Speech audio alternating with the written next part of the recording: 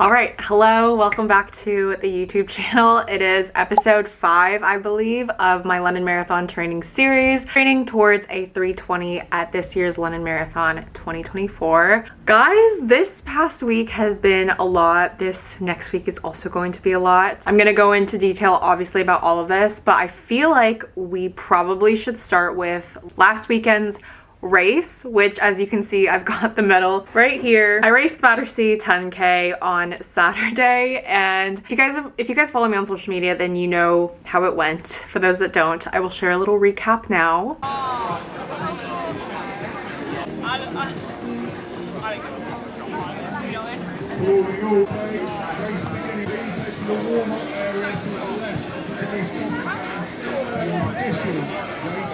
What? You know he's trying to win it. Stand around, the more I can't be bothered. Help pin, are you alright? I can hold pins. Yeah, There you go. I still have to warm up, which is great. Don't stress. She like, I'm in the wrong outfit. I'm gonna get too hot.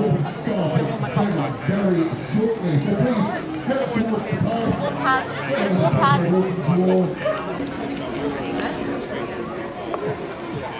She's secured. I'm ready. Probably run backwards, but I'll try find you, right? Good luck! And then we'll take you into a 5K and 10K start. Slightly different starting points. Press straight down the car.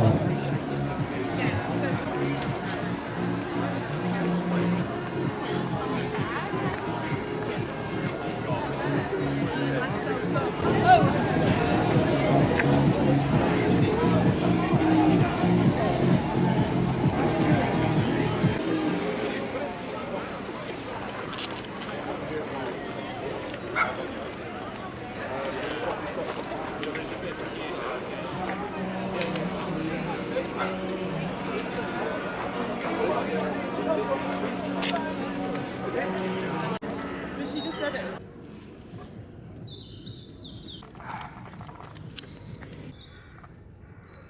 Gotta go.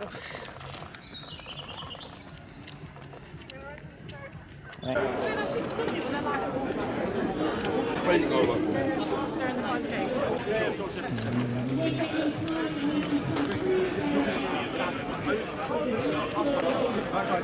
How you feeling? Good. I'm standing in good leg.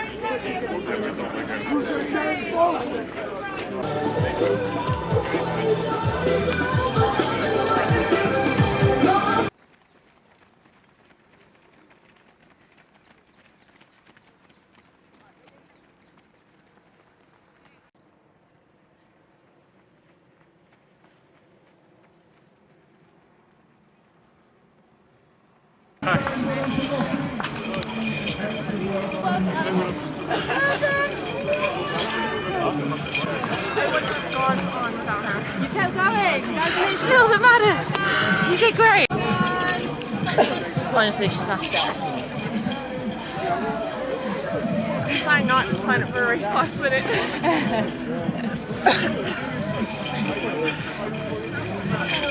Sorry, but you did great.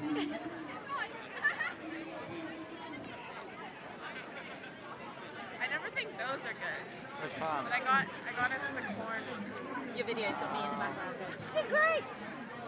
Gabriel so kindly took these videos when I was there, and I just always think that they're so sick, and I feel like they make me look so much cooler than I actually am, because it definitely I didn't feel as cool as those clips. But let's just say I did not PB, unfortunately, which is sad. I know I signed up for this race super last minute. It was literally just because I literally went to Battersea Park the weekend prior and just had like a really good session, and so I was just like, you know what, I'm just gonna like go for it and just sign up for this 10K race next weekend. And I think it was just kind of like a spur of the moment thing. Definitely was still riding the runner's high, but at the same time I was just telling myself, like, regardless of how it happens, I will still go into my birthday weekend having raced, which, like, to me, I find to be fun. Questioning whether or not that was actually fun. But I think, like, yeah, let's just talk about like the entire day in itself, because For one, I was on my period, and I don't know, like I really like, I hesitate to talk about my period. I know that I have like shared about moments where I've been on my period, like during my triathlon last year, and like just like long runs in general, and just like shedding more light on the fact that like when females have periods and like you're going on long runs, it's not comfortable. I think like for me personally, like my periods sort of vary month to month, and this one in particular was very heavy and uncomfortable. So I woke up race day morning, had some pretty bad cramps, and I feel like in terms of like headspace, I was like kind of there, and I was like excited. But like in the end, like as we were like getting ready to go out the door, I forgot a gel, which like to be fair, I was completely unsure as to whether or not I would take a gel. And after my experience last Saturday, I definitely would next time. I forgot an extra pad and tampon, which I know a lot of people in the past have DM'd me to say like, you shouldn't wear the pad and tampon combo because it's super uncomfortable, and instead you should wear like a menstrual cup, which I haven't personally tried yet. And to be honest, like I think I'm just like kind of scared of like messing with my IUD, which like I know probably to people who like use it sounds really stupid, but I think for me, I just haven't set aside the time to try it, but I do want to. So I think I'll share more on that when and if I do. But I think just like going into it, I was just like quite uncomfortable, and then the trains were running a little bit late, and that always like kind of just like to dampen my mood. But luckily my friend Lily was there. She was racing as well. She was racing the 5K, and as you can see in these clips, like you see like Lily running with me during the race, other than helping me put my bib on in the beginning, which like what are running friends for? But guys, when I tell you that I was down bad, and I have never come as close to DNFing as I did this past Saturday at the 10K race. And had it not been for Lily Bleasdale, which you should follow her on Instagram, she's amazing. She literally like PB'd her 5K and then jumped in the 10K, like literally was like half in the middle of like putting on her sweatshirt. She jumped into the race to be like, come on, we're not stopping, let's go. I kid you not, like she told me after she wasn't sure if I should have like got my phone out to record, or if you wanted me to, or if you would have been really mad at me, because like I was down so bad, and like you could see it in my Strava graphs. I went out like like my coach had said, like go out at about like a 7-minute-ish pace and see how that feels. Kind of use that as like a scale as to like how hard you want to push throughout the rest of the race. And I think I went out and I thought that I felt really good. And I think in the end, like I got to about halfway, I think I just got really anxious, and I got really in my head about like everyone around me, and like the 5K had set off only 4 minutes before the 10K. So that also just like really was tough, because like it was quite congested, and it was just a little bit hard to like, I don't know, I think I just like partially just like on me, because like I just got really anxious. And I think that that's the first time in a race where like I really let the anxiety get the better of me, like headspace wise. And like during the second lap of my race, I just kept telling myself like, at least get halfway, then you can just like stop and you can just like drop out and DNF. But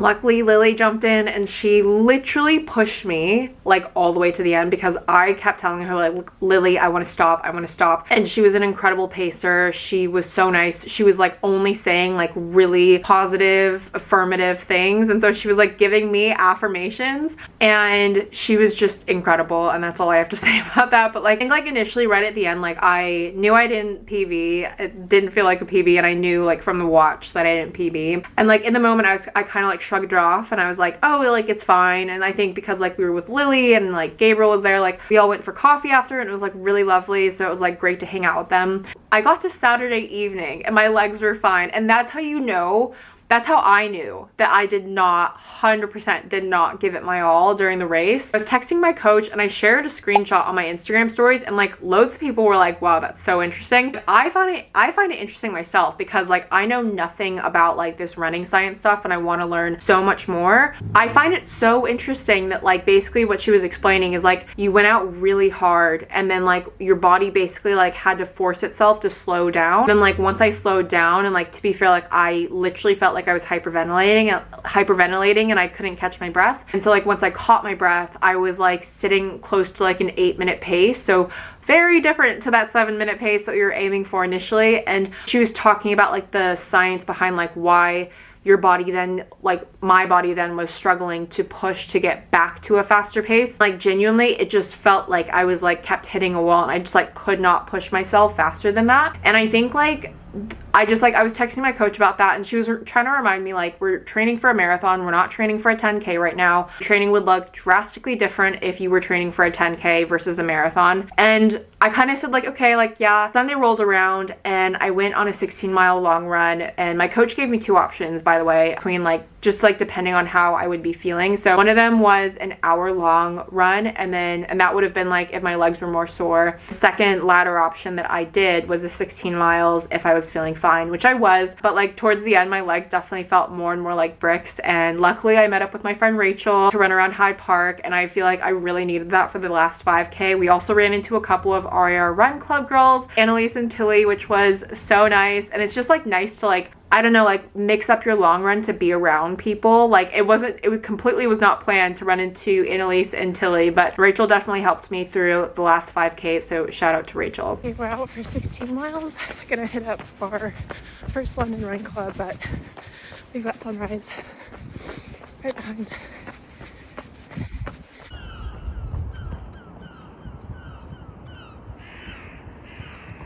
Okay, we're currently just hit 5K, running past Westminster. Today is just an easy 16-mile run, no speed work, luckily. So just taking it easy. Okay, first one. Okay, we're at mile 6 at Battersea Park, back at the scene of the crime, and I'm not that fussed about not PBing yesterday. I think it was a big push, but still a fun way to kick off birthday weekend. If there was ever a time that I wish I brought my obnoxious sunglasses, it is right now. But we just hit 7 miles and had our second show. I can't believe in less than 2 months we'll be running down here for the London Marathon. A few years ago I ran down the mall on my birthday, I think, and I just can't believe I'm about to be 28 tomorrow. Okay, that's 10 miles. Nearly 13 miles, but now I'm running like 5 minutes late to below average running. But I just saw Rachel. Nice! 16. I think I got home from that Sunday long run, and that was the same day as the winter 10K in London. To be fair, like I was a little bit jealous of like everyone doing that, because I feel like that would have been like such a cool course to run. And I think I just like started to get really in my head about the fact that I did not PB. And I'm not gonna lie, I've been fearing this moment. Like all throughout last year, I was doing PB after PB with like every distance I was racing. It was like incredible. And I think that I was just like really worried when this moment would come. And then I did a really stupid thing where I was like, I searched hate comments online, and I've spoken about this before, but like it was just like it didn't put me in a good headspace. And I think that like what's really hard to remind myself, and I always forget to, is like faster that I get, the harder it's gonna be to PB. And like realistically, like I've said it a million times over the weekend, like not every race will be a PB, but like genuinely, like going from where I was at with like Manchester Marathon to where I'm at now, it's just like so dramatically different. And I will never have an experience like Manchester ever again. I'm never gonna have a 28-minute marathon PB. And it makes so much more sense when I hear of like, you know, my coach who hasn't PB'd her 10K for 2 years, or like following Philly Bowden and like watching her PB her marathon with like 2 seconds. And like those 2 seconds are still so meaningful, but like it's gonna get to a point for me, I truly believe, where it's like literally just like it comes down to the seconds. And like I think that your body just like gets to a point, and like luckily I don't think that like I'm there yet, but I know that like one day that will come. And I don't know. I think I'm just like trying to be really positive about that, because at the end of the day, I am so much more grateful that my body is able to run and able to do these incredible things. I think it's just like running is so much more than that. And I think like there's so much to be said about like everything that goes into a race. Even like going into that, I had just seen my physio a few days before. I included some clips of the acupuncture that we did during that appointment, but I didn't share, and I'll include a clip here, but basically he put KT tape on the back of my left ankle because I was like starting to feel a lot of tension in that area, and he was telling me that like you really need to foam roll like the back of your calf because like a lot of those muscles are like interconnected throughout your leg, and so like that'll be like the cause for like why I feel pains in certain areas. So I've never used KT tape before, and like I'm gonna be honest, I didn't notice a massive difference other than I just didn't have any pain and I had a really great weekend of running. And so I, you know, if that was because of the KT tape, then great. But yeah, I think that there's just a lot to be said about like the fact that like you can't go out and have amazing races, let alone amazing runs. And I think that like that's just something that I'm like constantly reminding myself of, and it just goes into like, you know, everything about race day mentality and like focusing more on the positives, that like I actually finished that race, and like instead of focusing on the fact that I didn't PB, but instead that Lily was a massive help in helping me build that mentality and like that mental strength that I will need for the marathon to push through when all I want to do is stop. And like I know that that moment will come during London. I know that it's going to be mentally really hard, but like I know that these experiences, like with all the training that I'm doing right now, is helping me build that momentum, build that resiliency to help me get to that finish line in April 2024. It's coming up so soon. But yeah, this weekend was a lot. We did the race, and then we did a really fun Sunday long run. I feel like that was just really fun. I just like had really like listened to music and then met with friends, obviously, and it was just a really nice day. And then Monday was my birthday. I uploaded my birthday vlog. If you haven't watched that yet, I will have it linked down below. But no running was had, no gym was had. I even texted my coach and I was like, Sally, I'm gonna be honest, I haven't even looked at tomorrow's track session, and I did not go to the gym today. Like instead I've been eating like cakes and cookies and pastries. And she was like, hey, I love that. And so that's how you know you have a good coach. But today we had a track session and it went okay, I'd say. It was 2 miles warm up and then 3 sets of 1200 meters, 800 meters, and 400 meters. The 200 meter cool down in between, and then at the very end a 2 mile cool down. And it wasn't my best, but it was okay. And like I'm not walking away from it being really hard on myself. Like I went out, I had a good time. Our set felt a lot better than the last 2 sets. I feel like it's not the 1200s that actually are the tough parts. I think it's actually the 800s. And I think that sometimes like I'll lose count of like how many laps in my head, which is why I'll like program it. This is not my Coros, but we'll program it onto my Coros to like basically tell me that I have another lap to go. And I think that sometimes it's just like hard because you're like, oh shoot, like I still have another lap, and like your body was kind of like preparing to be done. But the thing is, like my coach was like, the most important thing is that you feel that you went out and gave a hard effort, and like that's all that matters. And that's how I feel, so that's all that matters. I can see Gabriel up in front of me. Okay, we're out for Track Tuesday. I'm just finishing the 2 mile warm up, and we're gonna hit the track and do 3 sets of 1200, 800, and 400 with a 200 meter recovery and then a 2 mile cool down. But yeah, hoping for a good session. First set 646, 656, 639. Okay, second set was 659, 702, and 644.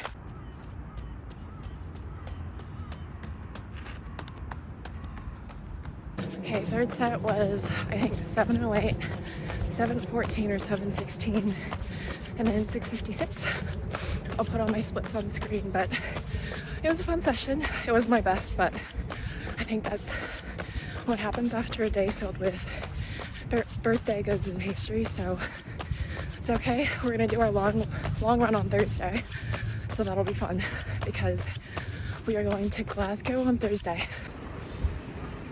I'm gonna be going to the gym, I think today in the evening, because Gabriel's got a pretty late work day and I didn't gym yesterday obviously, and then I'm gonna gym again tomorrow morning. I don't know if I'm gonna reincorporate swimming. I know that I swam a couple of times throughout the year and I want to do more swimming, so I don't know if I'll be tired of the gym after tonight, so maybe I could do a swim tomorrow morning. But it's feeling like just like 2 back-to-back gym sessions, which is completely fine. Thursday is gonna be a little bit full on because I'm gonna be doing my long run session earlier, because this weekend ASICS invited Gabriel and I to go to Glasgow for the World Indoor Championships, which is incredible. And we're gonna be there from Thursday to Monday. We are both so excited and incredibly grateful to ASICS for the opportunity. Obviously going to vlog this for YouTube and just share the experience, because I've personally never been to like a professional running event in person, and so I'm really excited to see this. I'm excited to just like be there and just get like super inspired by all the athletes. So I am really excited, but because I've never been to Glasgow, I'm not gonna lie, I just said to my coach, like, even though she was like, Glasgow's really like incredible in terms of like just like long run like opportunity, I guess, like there's like a canal that I hear that you can run along and things. I feel like I'm gonna be in a much better headspace if I just get it done this week before we go. So I'll get it done Thursday early morning, and I will either include that in this vlog or next week's vlog. I'm thinking next week's vlog, just so that you can see like literally me go from the Thursday long run to the train Thursday evening to go to Glasgow. And yeah, I'm just really looking forward to it. I know that it's gonna be, the other thing is like it's gonna be a marathon pace session, which is why I'm thinking that I'd rather do it here in London, where I know that like I'll have like the flatness, or like just like I know where I'll run basically. Like I said last week, I feel like I really want to focus on fueling, and this past weekend 16-mile long run I used Veloforte shoes, which I shared on social media. Like I tend to use Veloforte shoes if I'm doing like a really easy paced run. I'm not like pushing any like sort of paces, but because this will be marathon pace, we're gonna go back to the Morton gels, and I really want to focus on gels, like I said, every 25 to 30 minutes. I'm gonna try my best to vlog this and include it in either this week's or next week's YouTube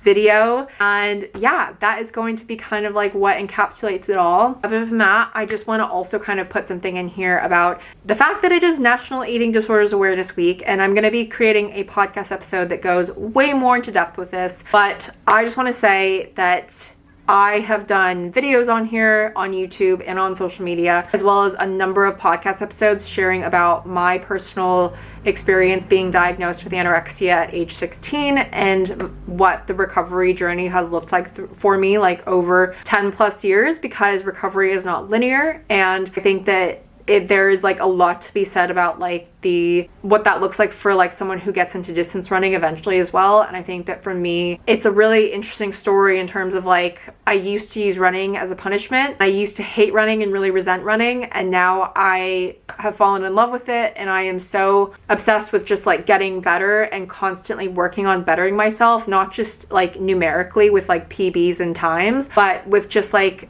me as a runner, me just building my confidence as a runner, as an athlete, and just like being a good example to those around me, and just like building the incredible community that is Resiliency in Running, and like sharing the message that in order to run, you need to fuel your body. In order to run long, big races or Sunday long runs, you need to fuel your body. And like, that's not just during the run, it's the night before, it's right after. And I just think it's so important to, I don't know, like, I guess I want to say that like, if you in the past year have felt like you haven't been owning up to yourself and you haven't been being realistic with like, you know, whether or not you truly feel recovered, like I had a moment like that last year, and I finally, with the help of Gabriel, actually, like he really helped call me out on the fact that like I still had weird eating tendencies and I was still sort of avoiding carbs in some way. And so I feel like ever since then, it's really helped me improve my running journey. It's helped me improve my running,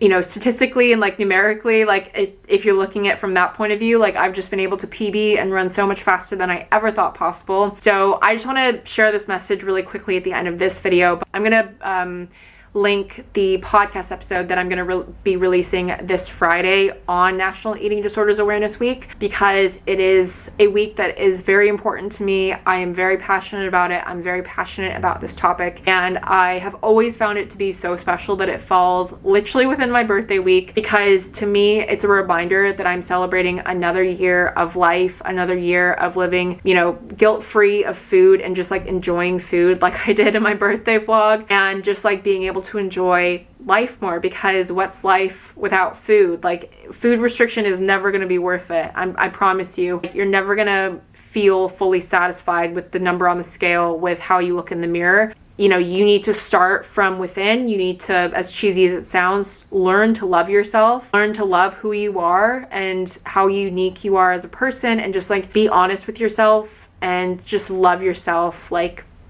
100%. And yeah, I think that that is going to wrap up this week's YouTube video. I really hope that you enjoyed it, and if you did, please do give it a like. Comment below if there are videos that you would like to see from me next, and I will see you all in next week's video when we are going to Glasgow. So we'll see you then, and don't forget to subscribe to the YouTube channel. Bye!